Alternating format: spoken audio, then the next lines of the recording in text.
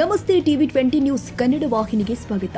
ಬಸನಗೌಡ ಪಾಟೀಲ ಯತ್ನಾಳ್ ದಲಿತ ವಿರೋಧಿ ಹೇಳಿಕೆ ಖಂಡಿಸಿ ಇವತ್ತು ಬೆಳಗಾವಿಯ ಚೆನ್ನಮ್ಮ ಸರ್ಕಲ್ನಲ್ಲಿ ಯುವ ಕರ್ನಾಟಕ ಭೀಮಸೇನೆ ಯುವ ಶಕ್ತಿ ಸಂಘಟನೆ ವತಿಯಿಂದ ಪ್ರತಿಭಟನೆ ನಡೆಯಿತು. ಪ್ರತಿಭಟನಾಕಾರರು ಶಾಸಕ ಬಸನಗೌಡ ಪಾಟೀಲ ಯತ್ನಾಳ್ ವಿರುದ್ಧ ಜೈಕಾರ ಕೂಗುತ್ತಾ ಚೆನ್ನಮ್ಮ ಸರ್ಕಲ್ನಿಂದ ಜಿಲ್ಲಾಧಿಕಾರಿ ಕಚೇರಿವರೆಗೆ ಪ್ರತಿಭಟನಾ ರ್ಯಾಲಿ ಮಾಡಿ ಜಿಲ್ಲಾಧಿಕಾರಿಗಳ ಕಚೇರಿ ಆವರಣದಲ್ಲಿ ಮನವಿ ಸಲ್ಲಿಸಿದರು.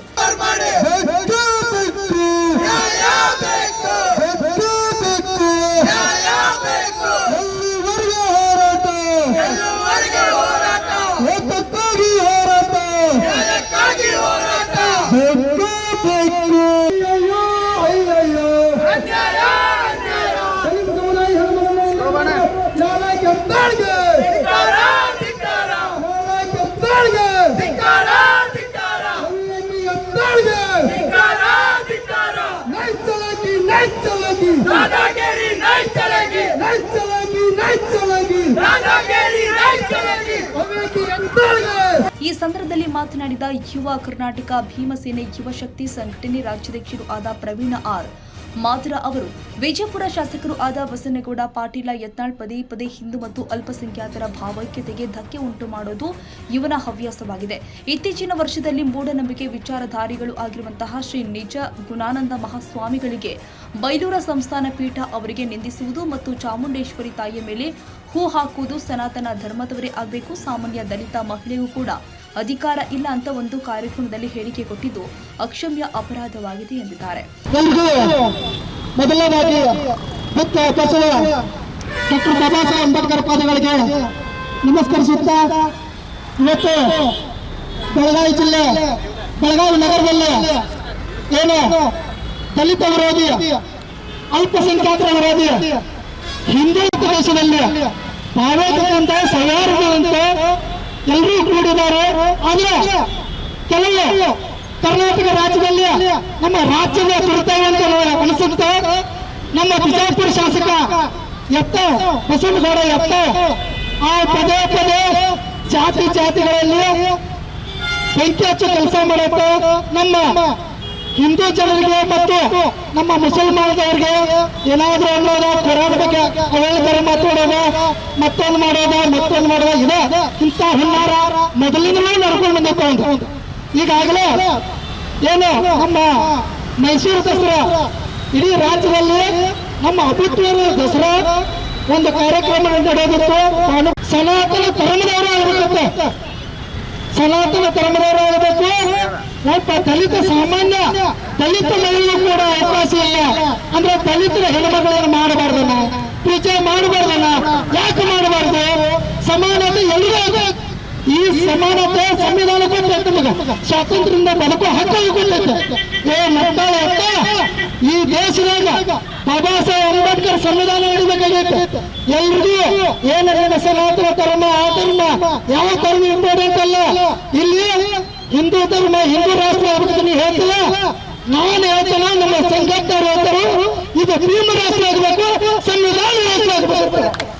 ಅದಕ್ಕೆ ನಿನಗೆ ಎಚ್ಚರಿಕೆ ಕೊಡ್ತಾ ಇದ್ರು ಮಗನ, ನೀ ಏನಾದ್ರು ಇಲ್ಲ ಮತ್ತು ಕಾಲ ಬಿಚ್ಚಿದಂದ್ರೆ ಮೊನ್ನೆ ನಮ್ಮ ಪೂಜ್ಯ ಮಹಾಗುರು ಬಸವಣ್ಣವರ ಬಗ್ಗೆನೂ ಕೂಡ ಲಿಂಗಾಯತ ಧರ್ಮವನ್ನು ಸ್ಥಾಪಿಸಿಲ್ಲ ಅಂತ ಹೇಳ್ತಾ ನಿಂದು ಮತ್ತೆ ನೀನು ಸ್ಥಾಪಿಸಿ ಈ ಮಗನ.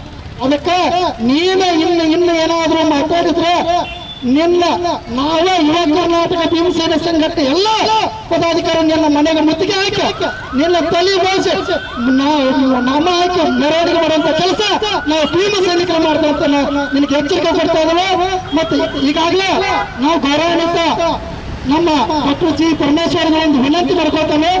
ಗೃಹ ಇಲಾಖೆ ಅವ್ರ ಕಡೆ ಐತಿ.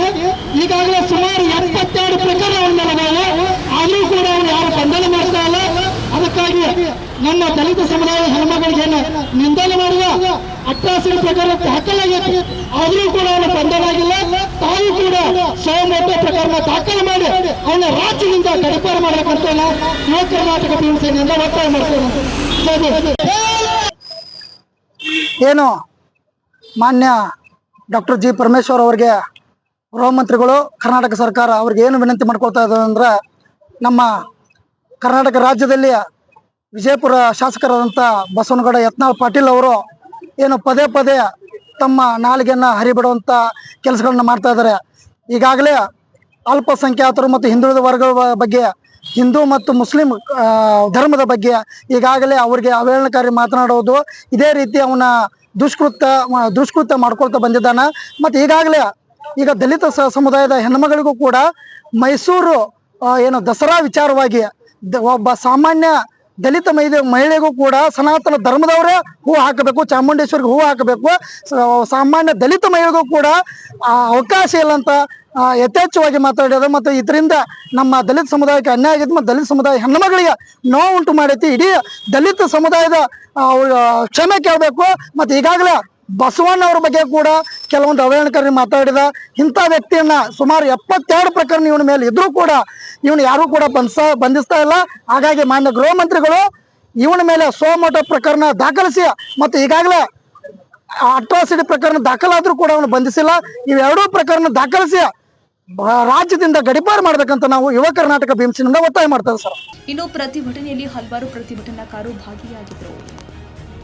ಕನ್ನಡಿಗರ ಮೆಚ್ಚಿನ ನಿಮ್ಮ ಟಿವಿ 20 ಕನ್ನಡ ವಾಹಿನಿ ಇದೀಗ ಟಿವಿಯಲ್ಲಿ ಲಭ್ಯ.